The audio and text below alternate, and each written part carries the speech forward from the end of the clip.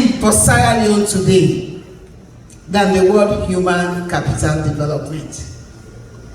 The reason being, over decades, over the years, as a country, we have failed in human capital development. Not until when His Excellency the President decided to continue from where the late Dr. Ahmad Tijan Kaba left Sierra Leone's education and development, that we have been able to see the light at the tunnel. So politically, SLPP is known for human capital development. Historically, in fact, people tell you that when you compare the caliber of people that are appointed as ministers, even members of parliament, as executives, when you do the comparison of APC and SLPP, it's a difference of day and night. It's a party that cares about people who can deliver, people who want their support, people who can make change. And you see it's reflected all over this room. Not a single person that is here that cannot contribute to human capital development. So politically, that is going to be our mantra for decades to come.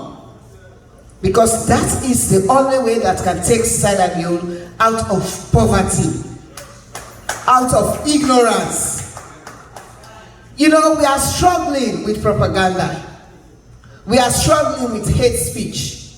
But I tell you, part of the problem is ignorance and lack of education. That's why we are struggling with it. So what we are trying to do is to see how we can move the state of Sierra Leone towards a perpetual path, wherein by the end of His Excellency's term and by the fact that SLPP is going to continue, we can rate ourselves in terms of high level of literacy with other countries in Africa. We can rate ourselves. Today, if you look at the statistics, countries like Ghana, Nigeria, Rwanda, Kenya, they rank very high in human capital development. So my point is, it is not an easy task.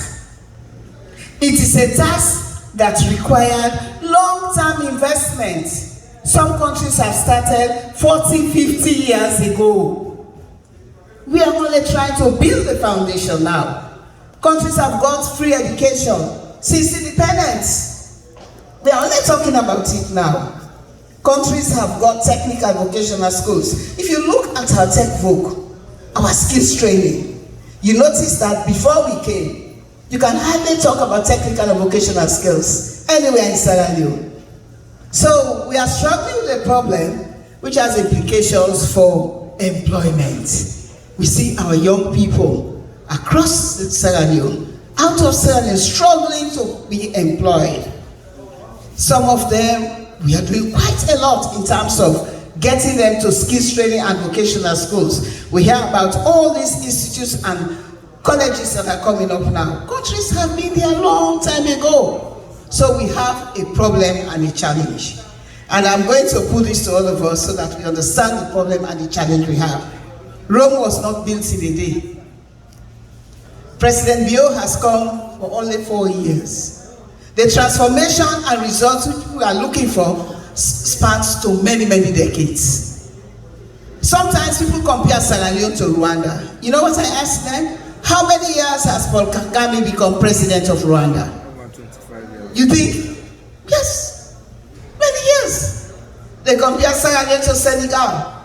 Macky Sall is clocking 9 to 10 years. So there is a big injustice in judging us because people are not saying the truth. They are misjudging us. 4 years, and then you want to compare us to something which we should have done. Maybe if we had been there in the former 11 years, maybe we could not have been talking about farms. We could not have been talking about tractors. We could not have been talking about schools. We could not have been talking about factories. But because it has not been there, not it was inherited. So I will want to say that the youth are very critical to this, but we have to bear with them. They have expectations, but we cannot meet all those expectations. But we have to constantly engage them to stay the course with us and do whatever is possible.